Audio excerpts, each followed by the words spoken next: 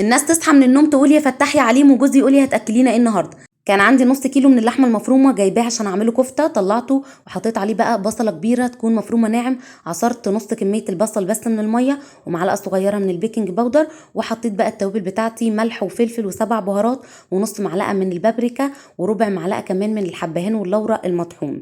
وبس كده. ظبطي بقى الملح بتاعك حسب الكميه اللي انت عاملاها. انا هنا حطيت معلقه صغيره ممسوحه من الملح. عجنت بقى كل الكلام ده حلو قوي مع بعضه، وحطيت معاها كمان رشه من الثوم البودر وده اختياري. وهنا ميه البصل حطيت عليها رشه من الملح والفلفل والبابريكا، رشه بسيطه. وبعد كده صبعي الكفته، انا بصبعها على الاسياخ الخشب بتاعه الشيش طاووق، تاخدي 3 منهم وتلفي عليهم استرتش. بالطريقه دي هتقدري تعملي الكفته وتبقى مفرغه من جوه زي اللي بتجيبيها من بره بالظبط. حطي ورقه فويل وحطي عليها الكفته. نص كيلو بص عمل معانا كميه حلوه، وتدخل بقى الفرن على نار عاليه طبعا، مش درجه حراره قليله علشان ما تنشفش منك.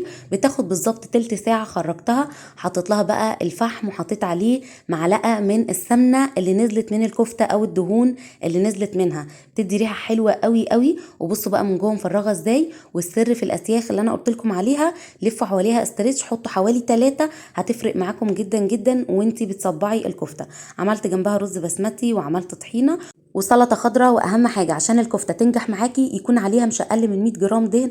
ركزوا في النقطه دي كويس، ولايك وشير لو عجبكم الفيديو النهارده.